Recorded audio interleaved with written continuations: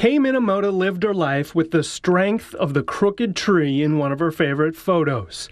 She was interned during World War II, but came back to the Valley and thrived, spreading joy through the Squaw Valley community where she spent her last 16 years. She's just amazing, amazing, and we're very privileged to have her, share her in our lives. But her last year seemed not as happy. Neighbors say her attitude remained cheery, but something changed when her 51-year-old son, Steve, moved in with her. But she was afraid of him. I saw her many times sleeping on the other property in her car because she was afraid to be there at the house with him. And the 80-year-old left them with violent final images. Angela Spletstacer says she saw Steve knock his mother to the ground. And I got out of my car and looked and saw the blood coming off the back of her head. Angela's husband performed CPR, but Kay died the next day. The neighborhood mourned together, writing messages of love on a banner they all could see. They also built a shrine to her here on her property, filled with some of the things that she loved. It was a little place where people could sit and pray about Kay.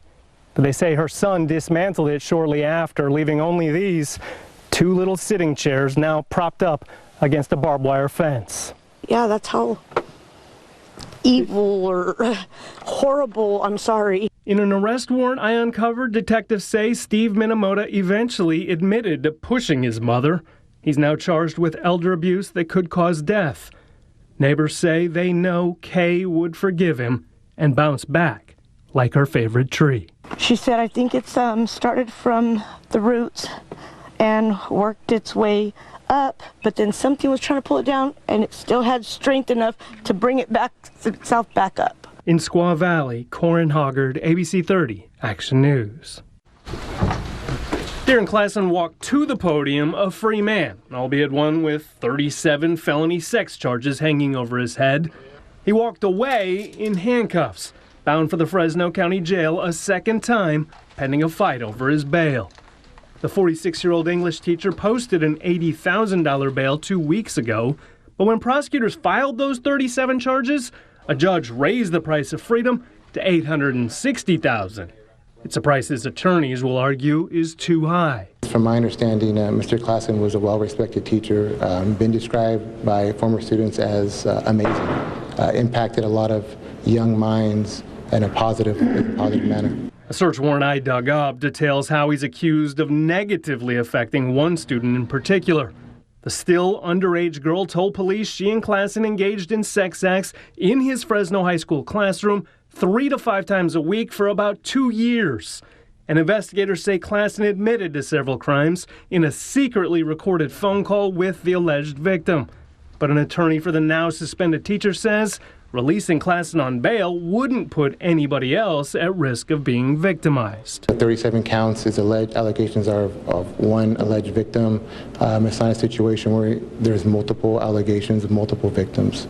The defendants in a few recent high-profile school sex cases have avoided prison time, including Matt Pena and Dwayne Andrews from Clovis High School. They both got probation. Is this that kind of a case? This is not that type of case. The age difference is looked at, absolutely. In those type of cases, you're looking at a victim who's practically an adult. In this case, Klassen's alleged victim says their lewd activity started when she was 15, and it lasted much longer. So unlike Pena and Andrews, Klassen faces more than 25 years in prison if he's convicted. Corin Hoggard, ABC 30, Action News. I would have died trying. I wouldn't have let him sit in there and burn. Next on Action News, a highway hero rushes right into the fire. The amazing story of a rollover rescue on the 99.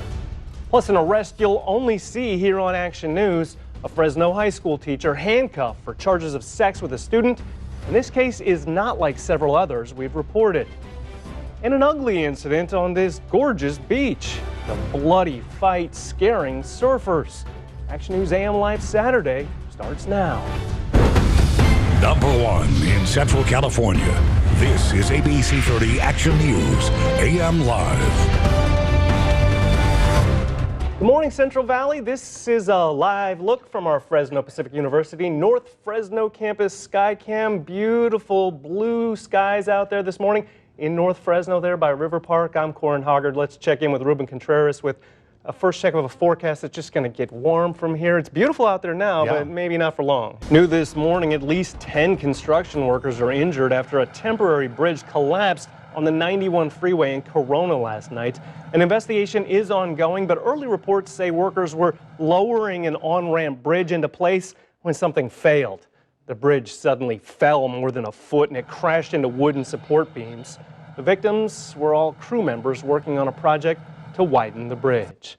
A Clovis family has a new hero this morning. The family was trapped in an SUV after rolling over on Highway 99 just south of Madera. Action News reporter Joe Ibarra has a story of bravery and angels the Cardoza family will never forget. A surfer is recovering after he lost part of a leg in a shark attack in Hawaii. Happened yesterday near a popular surf spot on the north side of Oahu. Family and friends say that surfer was sitting on his board when the shark attacked from underneath. 25-year-old punched the biting shark a couple times before it swam off, and then another surfer helped the victim to shore. Lifeguards later patrolled the waters to warn people about the attack. Coming up, a city in need of green space may lose a chance in red tape. Why Fresno may just give up on a federal government donation for a Southeast Fresno park.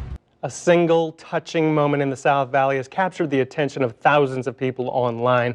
Take a look at it. This picture shows a Visalia police officer holding the hand of a woman walking into the hospital. The Visalia Police Department posted the picture on their Facebook page and thousands of people clicked on the like button. The department tells us that woman was nervous about going in for voluntary treatment, so the officers asked what they could do to help, and she said, quote, "One of you will have to hold my hand," end quote. Officer Leon Leonard offered his hand, and the rest is now social media history. Pretty cool. Now we're looking at a forecast that looks like summer, and Ruben, you might need to hold my hand as you tell me how hot it gets. We're getting into the full swing of the Fresno Fair, and it's getting hot in here. I heard it was hot there last night. It was, but it was a little late. The fans had to wait a little bit to see award-winning singer Nelly in concert at the big Fresno Fair. The country grammar singer was scheduled to perform at 7, but he didn't take the stage until 10:30 because of delays traveling from New York. Some fans we spoke to said they were a little disappointed, but it was worth it once the music started. Kerman High School's amazing social media campaign inviting Tom Hanks to homecoming paid off last night, sort of. For homecoming itself, each class picked a Tom Hanks movie for their float. Seniors chose Forrest Gump, juniors went with a colorful Toy Story theme, sophomores picked Big and the Big Piano there, and the freshmen went with League of Their Own. Hanks is on location shooting a movie, so he couldn't come, but he did record a message for the student body, which begged him to join their festivities. I'm going to sign this, and whoever runs such things at the school can decide who this should go to. Maybe a valedictorian, maybe somebody that does something great. To Kerman High with respect. How do you spell respect again? R-E-S-P-E-C-T. R-E-S-P-E-C-T. Much respect to Tom Hanks for his response there, maybe not for his singing voice, but that school will keep the typewriter in a display case for everyone to see. And if you want to see Hanks's entire 7-minute long message to Kerman High, we've posted it on our website at abc30.com. A lot of finger pointing at this guy. The biotech CEO has been called the most hated man in America. Looks like he may be earning more criticism by going back on his word.